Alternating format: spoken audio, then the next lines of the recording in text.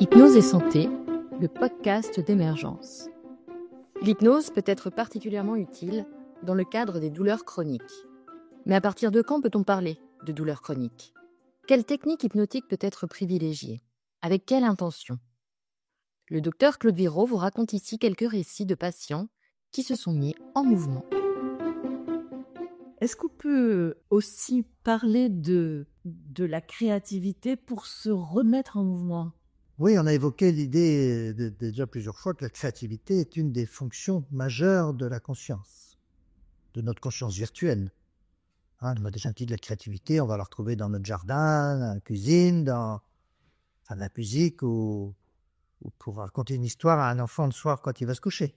Beaucoup de gens développent des compétences créatives, c'est-à-dire qu'ils inventent des choses. Oui. On n'a pas conscience. Non, Pourtant, créatif. Au quotidien, beaucoup de gens, la plupart des gens, probablement tout le monde, à un moment ou à un autre, ils inventent des choses.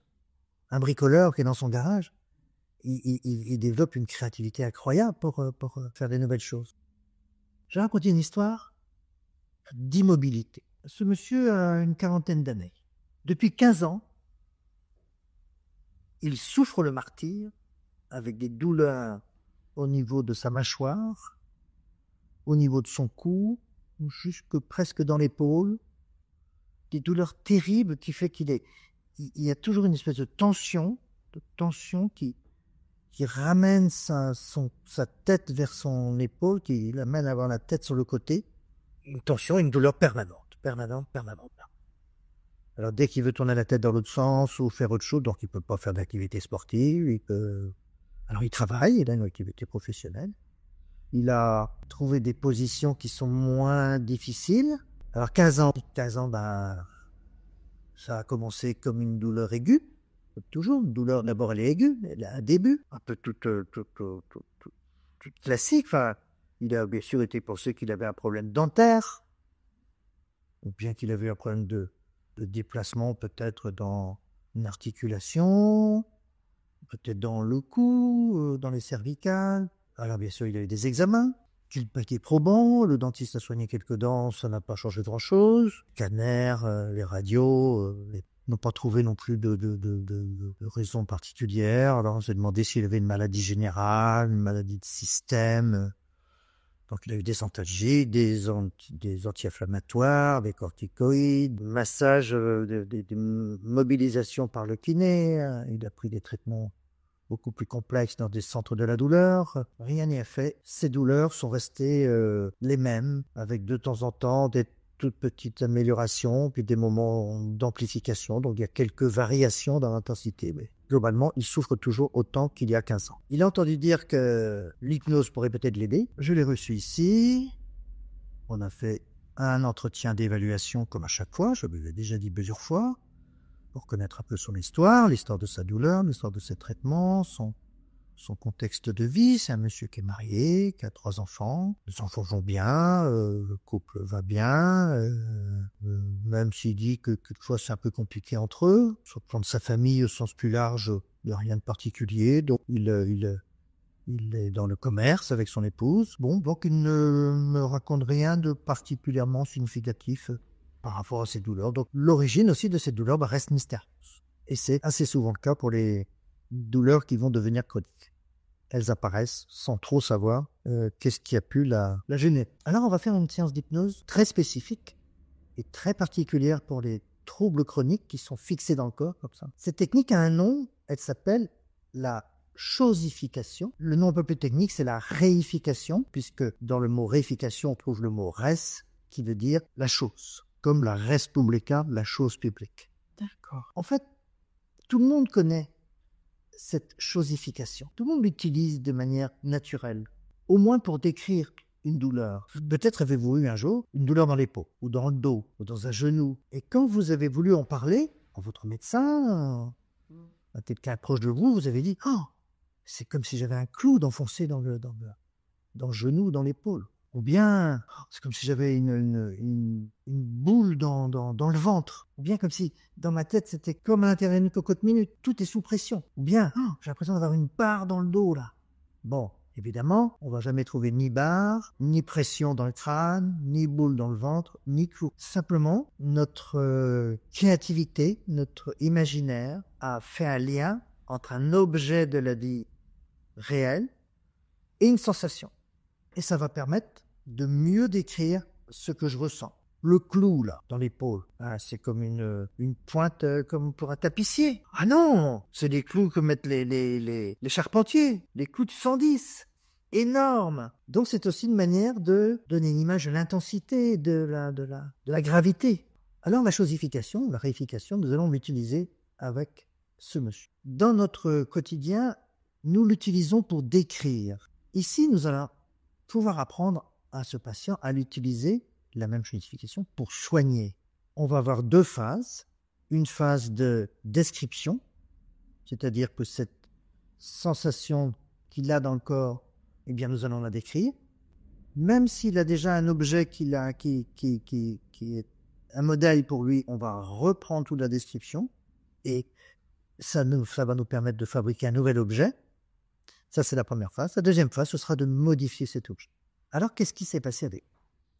D'abord, cette douleur, elle était depuis la mâchoire jusqu'à la clavicule. Donc, elle avait un trajet, comme une ligne toute droite et assez fine. Donc, comme s'il y avait une sorte de fil. Voilà, vous pensez à un fil. Quel genre de matériau? Oh, un fil très très dur, comme du fil de fer.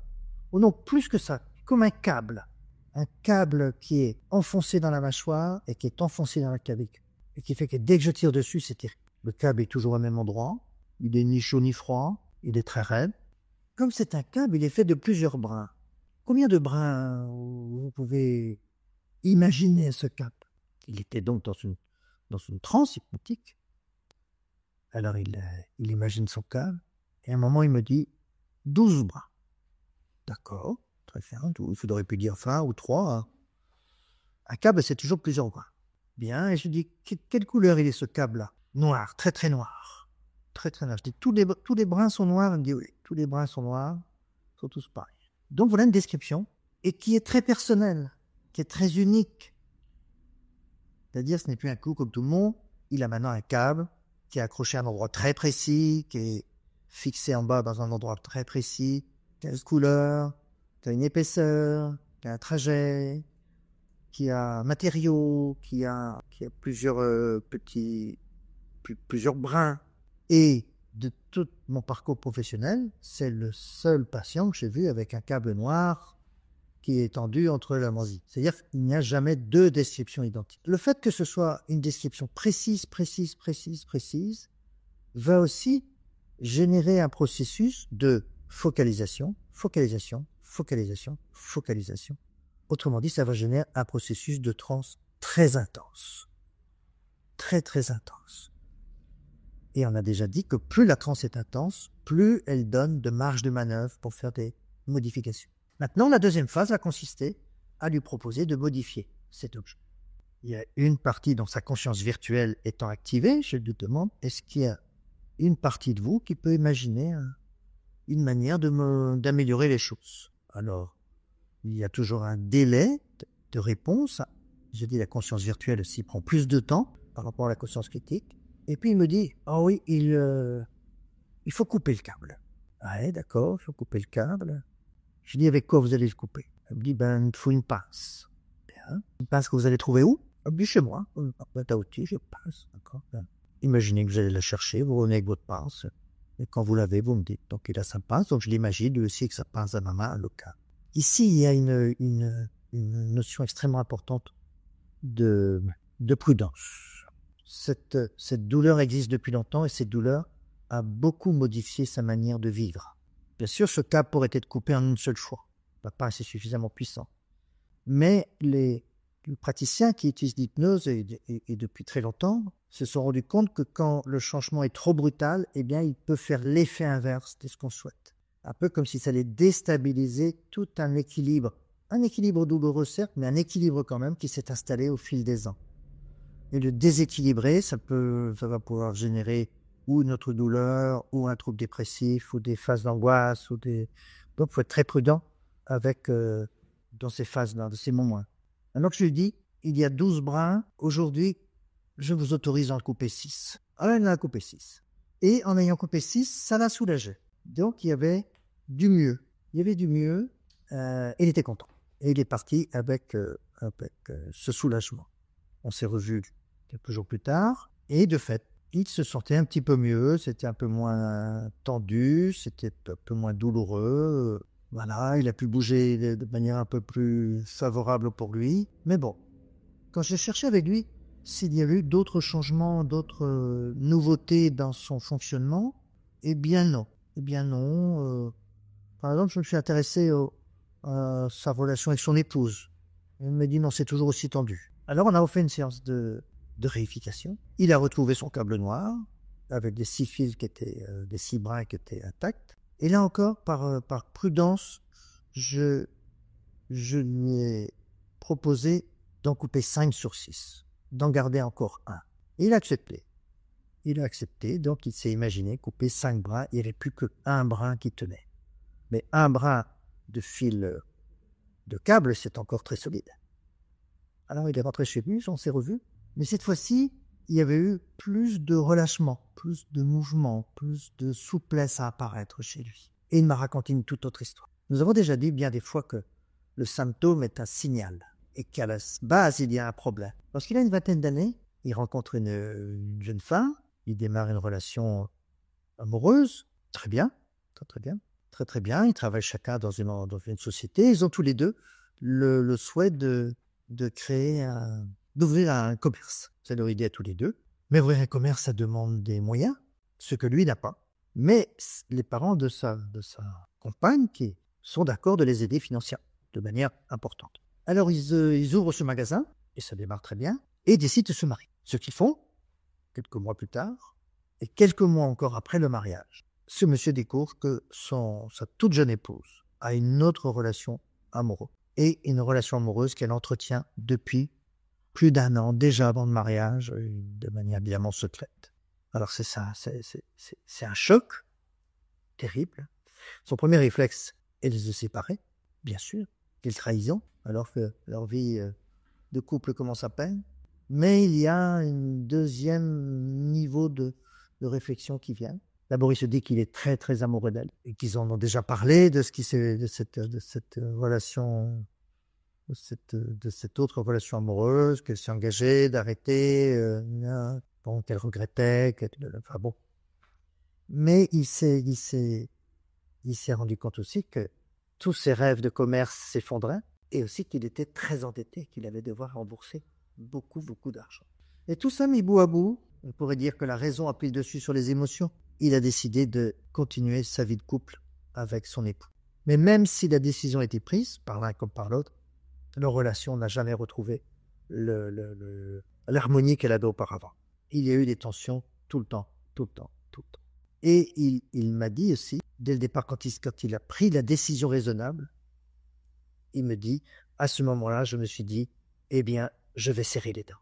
Voilà, je vais serrer les dents. Et il donnait une image, là c'est un cas particulier, une image, on l'imagine serrer les dents et devenir tout serré comme ça, pour tenir le coup. C'est presque comme si à un moment donné, ce câble avait pu l'aider à tenir sa tête ou à résister. Voilà, puis la vie a passé, les années ont passé, ils ont fait des enfants, ce sont de bons parents, mais leur couple n'a jamais été libéré en quelque sorte. C'était une toute autre histoire. Alors je lui ai proposé de venir au rendez-vous suivant avec son épouse. Elle était tout à fait d'accord de venir. Et ils ont discuté 15 ans plus tard de quelque chose dont ils n'allaient plus jamais discuter. De cette trahison, de ce drame, de cette douleur que lui souffrait dans son corps, mais qu'elle payait cher aussi, depuis, tous les jours. Et ils en ont discuté, là, dans mon cabinet. Et pour la première fois, le monsieur lui a dit « Je te pardonne ». Alors je les ai laissés partir avec ce bout de cap. Et j'ai dit au monsieur « Maintenant, c'est votre épouse qui a les moyens de couper le dernier brin et vous vous en occuperez tous les deux. » Voilà, j'ai su 2 années plus tard que les choses avaient bien évolué. Et on voit ici bien la différence entre le signal et le problème. Oui. Alors je vous rappelle, c'est une histoire, c'est pas toutes les histoires comme ça.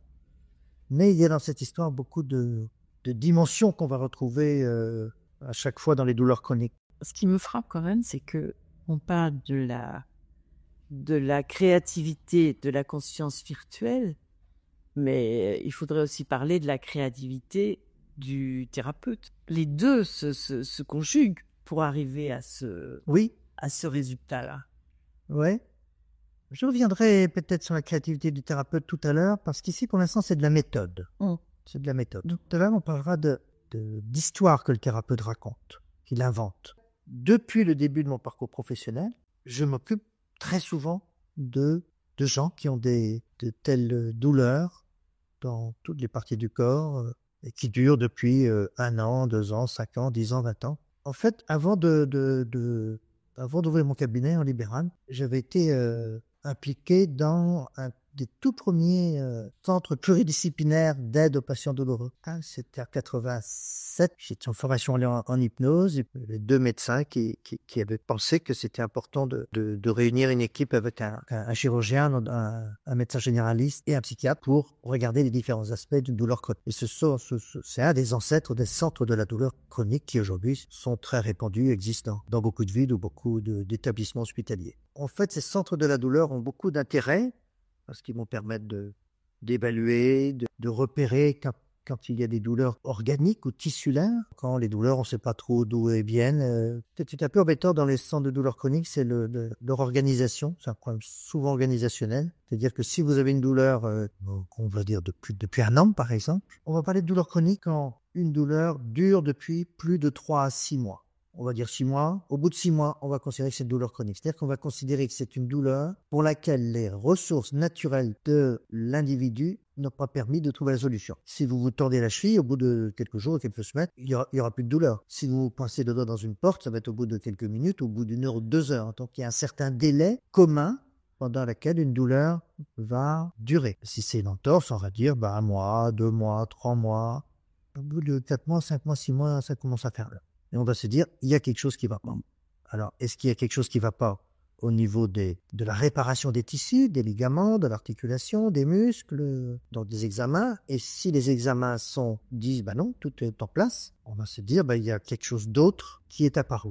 Et la douleur est en train de devenir chronique. Mais malheureusement, je disais, dans les centres de douleur, les délais d'attente vont être très longs, plusieurs mois. Quand vous aurez été vu une fois, le délai d'attente pour un deuxième rendez-vous risque aussi d'être très long. Ça rend un peu compliqué les soins, comme ici, par exemple, l'utilisation de l'hypnose, qui demande un suivi beaucoup plus dense, plus immédiat. Prenons le temps de définir la douleur. C'est quoi une douleur? La définition officielle, internationale. De la douleur. De la aiguë et de la douleur. De la douleur en général. La douleur. Une douleur, c'est une expérience sensorielle et émotionnelle associée à une lésion tissulaire, donc dans le corps, une lésion tissulaire réelle ou potentielle, c'est-à-dire soit elle est réelle, il y a vraiment un déplacement vertébral, soit elle est potentielle et on ne trouve pas de déplacement vertébral. Soit elle est réelle et on voit que le tendon est toujours abîmé, soit elle est devenue virtuelle, on ne trouve plus de traces de lésion. Une douleur chronique, c'est une douleur aiguë qui perdure, qui dure,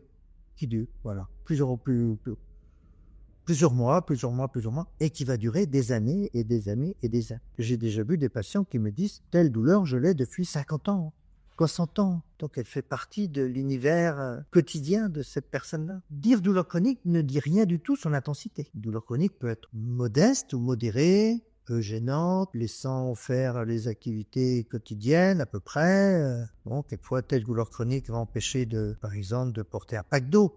Donc déjà, il va falloir modifier son mode de fonctionnement. Et telle douleur va empêcher de faire du vélo. Telle douleur va empêcher de tailler les rosiers du jardin. Mais il y a des douleurs qui laissent faire la vie ordinaire, des douleurs qui gênent un peu, puis des douleurs qui vont altérer beaucoup la vie quotidienne. Telle personne ne pourra plus faire son jardin, un autre ne pourra plus faire de sport, un autre ne pourra plus monter ses escaliers, emmener les enfants à l'école. Donc ça va emmener des modifications qui peuvent être encore plus importantes avec des patients, des gens qui ne vont plus pouvoir faire leur activité professionnelle, perte d'emploi, des invalidités et des systèmes pour se mettre en place.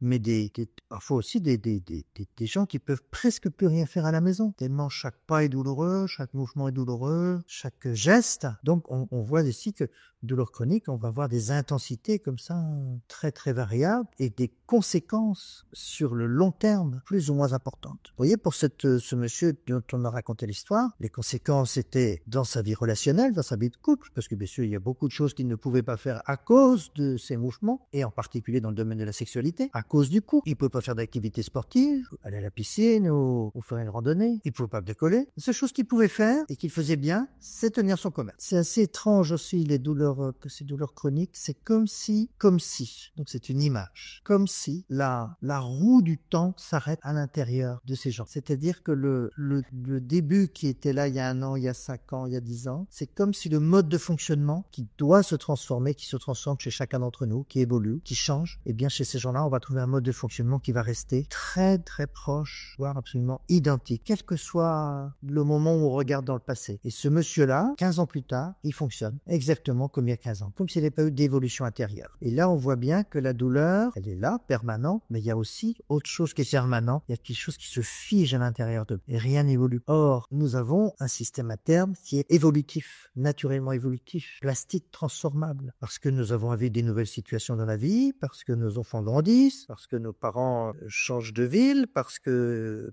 nous déménageons. Et ça, c'est la fonction de la conscience virtuelle, de ces processus naturels d'évolution. Et bien, chez des gens qui ont des douleurs chroniques, bien souvent, ce système s'arrête. Et quand ce système s'arrête, non seulement il se fiche, mais il s'appauvrit. C'est-à-dire que les capacités de quelqu'un qui a une douleur chronique, surtout importante et ancienne, bien sûr, eh bien, se réduisent au fil du temps. Donc, c'est comme si la maladie devenait quand même de plus en plus grave. Et les capacités de changement, les capacités de transformation, les capacités d'évolution se réduisent.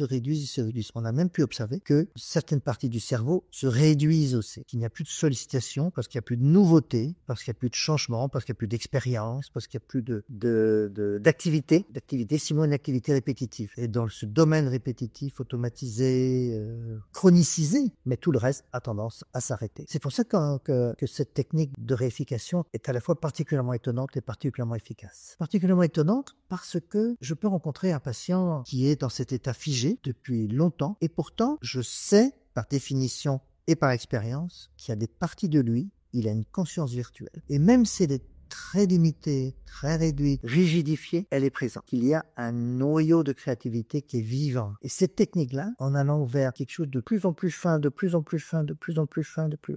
jusqu'à quelque chose de très, très, très précis, comme cet objet est très précis, la créativité pour changer cet objet devient très faible. Il n'y a pas besoin de beaucoup d'idées. Des brins de câbles, l'idée vient assez rapidement de les couper. Il n'est pas question de changer sa vie, il n'est pas question de changer sa manière de fonctionner au quotidien. Juste couper quelques brins de câble. Ça, c'est possible. Mais en changeant un tout petit peu le symptôme, ça génère un peu de mobilité, un peu de mouvement, un peu de souplesse, un peu de respiration. Et ça peut remettre potentiellement un système comme ça, un cercle vertueux qui va se remettre en route et qui va se réactiver. Et on va souvent se rendre compte que quand ce système se remet en route, eh bien, il y a d'autres genres de changements qui vont apparaître dans la vie des gens. Souvent des changements dans leurs relations, des changements dans leur travail, des changements dans leurs habitudes. Mais là, dans l'exemple que vous nous avez donné de cet homme avec ce câble le long de sa nuque vers son épaule, je veux dire, la raison de cette douleur n'était pas une raison physique, n'était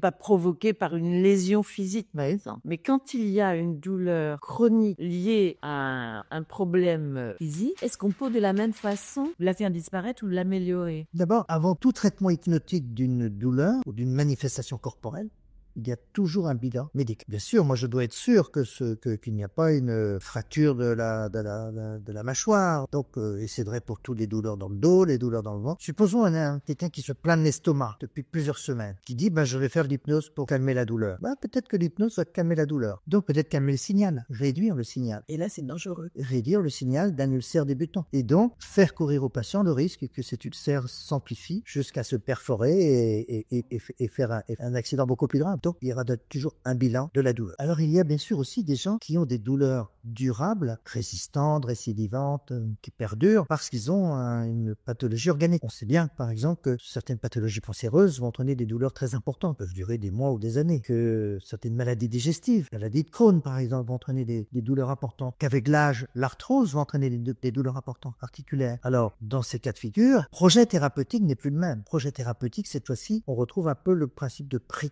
protection qu'on avait évoquée plus avant, mais aussi de soulagement. Il va être question de réduire la douleur, de faire en sorte que les gens supportent mieux. Peut-être de les aider par l'hypnose à espacer les phases douloureuses. Peut-être de permettre grâce à l'hypnose de pouvoir s'endormir, d'avoir un meilleur sommeil. Peut-être grâce à l'hypnose de retrouver de la souplesse par la mentalisation du mouvement. Mais c'est aussi par l'hypnose de s'installer dans un lieu agréable, mentalement, d'aller chercher de la tranquillité, du mieux-être. Ces choses-là vont être très précieuses. Mais le projet n'est pas de traiter la maladie sous-jacente. Alors, de manière assez curieuse, il peut arriver que tel patient qui souffre d'arthrose depuis des années au niveau de la hanche, par exemple, arthrose identifiée et officielle, en faisant de l'hypnose et en répétant des séances d'auto-hypnose, il va avoir un soulagement conséquent. Voilà, je peux penser à une dame, une jeune femme, une trentaine d'années, qui est venue me rencontrer il y a quelques années maintenant, avec pathologie douloureuse majeure. Chez elle, il était question d'une compression du nerf pudendal. Par le passé, le nerf pudendal s'appelait le nerf honteux interne. C'est le nerf qui s'occupe de toutes les zones du périnée, de l'anus, de la vulve. Cette pudendalgie est très très violente et entraîne beaucoup de dysfonctionnement de cette zone du corps, ce qui était le cas chez elle. Elle avait cette douleur depuis 2 ans, sans que personne ne sache très bien ce qui lui était arrivé. Quelquefois ça arrive après une chirurgie, quelquefois ça arrive après un traumatisme. Bon, chez elle c'était pas le cas, mais tellement de douleur qu'elle ne pouvait plus travailler depuis 1 an, une jeune femme enseignante, qu'elle ne sortait quasiment pas de chez elle. Pour sortir de chez elle, quand elle voulait s'asseoir, il fallait qu'elle emmène un coussin spécial. Donc sa vie était devenue un vrai cauchemar. Elle n'avait plus de vie amoureuse avec son compagnon. Et on a fait cette séance d'hypnose, de réification, qui l'a soulagée, mais ça n'a pas été suffisant. Alors j'ai proposé d'apprendre à faire de l'auto-hypnose avec une technique de base pour aller dans un lieu agréable. Dans cette séance, elle s'est imaginée qu'elle est dans l'eau, de l'eau à température agréable, dans un cadre magnifique, et elle nage. On s'est vu début juillet, et après, en fonction des déplacements, des absences des uns des autres, on ne s'est revus que début septembre. Et en début septembre, la première phrase qu'elle me dit, j'ai retrouvé ma vie. Comme si elle avait dit auparavant, j'ai perdu ma vie. J'ai retrouvé ma vie. Je reprends l'enseignement là à la rentrée. Ma vie personnelle, ça va bien.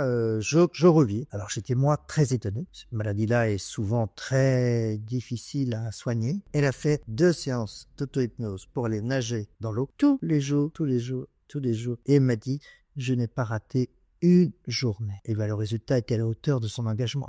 Et d'ailleurs, pour anticiper sur un thème qu'on va aborder plus tard, c'est une des histoires qui m'a fait prendre conscience à quel point l'auto-hypnose pouvait aider des gens à se soigner. Ça fait une dizaine d'années. J'ai vraiment été impressionné. Alors, d'autres exemples de réification, oui, bien sûr. Ce monsieur a une 50aine d'années, naturellement sportif, dynamique, sauf depuis 3-4 ans. Il y a une douleur qui est apparue dans son dos, dans tout le dos, depuis les épaules jusqu'au bassin, comme si son dos s'était rigidifié. Il n'a pas à ce jour trouvé de traitement à le soulager. Et en fait, comme si cette rigidification était en train d'augmenter progressivement.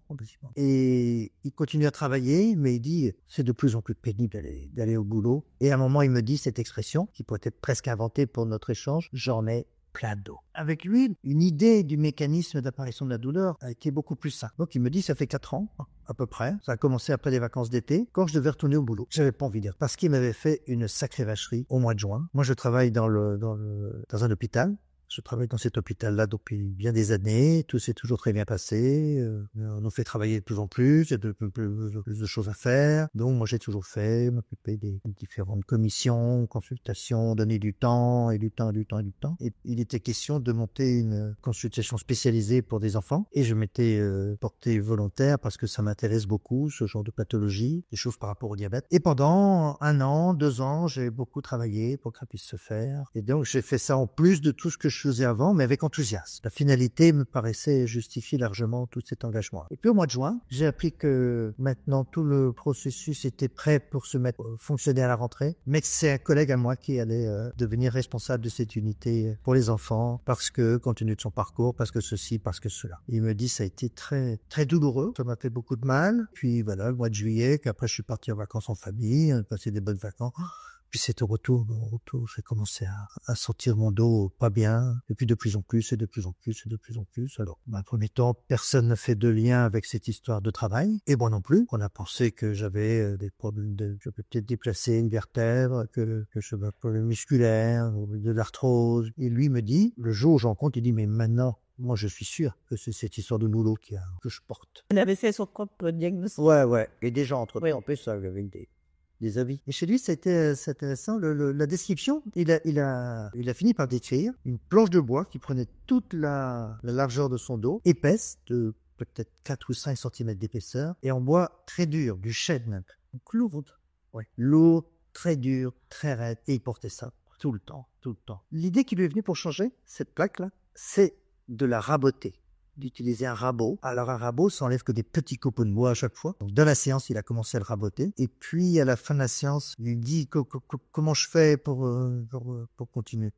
Eh ben, je dis quand vous sentez que c'est bien pour vous, vous vous installez, vous imaginez de vous cette plaque de bois, et puis vous imaginez que vous la rabotez. C'est un monsieur que j'ai revu quelques mois plus tard, mais dans le cas professionnel, pas dans mon cabinet. Donc on a discuté un peu tous les deux. Alors, je lui ai dit, vous en êtes où avec votre plaque de bois? Il me dit, je rabote, je continue à raboter, mais il n'en reste plus beaucoup. Mais je sais déjà que quand il n'y aura plus cette plaque de bois du tout, je vais quitter l'hôpital. Je suis en train de me préparer à faire autre chose dans ma vie. Enfin, aller dans un autre établissement. Il dit, je peux pas rester ici. Et en aparté, donc c'est un monsieur que j'ai revu depuis et qui maintenant vient des fois, il vient en congrès d'hypnose. Et puis effectivement, il a changé d'hôpital, il a changé de fonction, il va très bien. Et il dit, à tort ou à raison, hein, mais en tout cas, il dit comme ça que s'il n'y avait pas eu d'hypnose, il est en train de sombrer d'arrêter sa vie, de tomber dans la dépression. Alors une autre histoire. Tiens, parfois on peut se demander comment des objets vont être transformés ou modifiés pendant la séance de réification.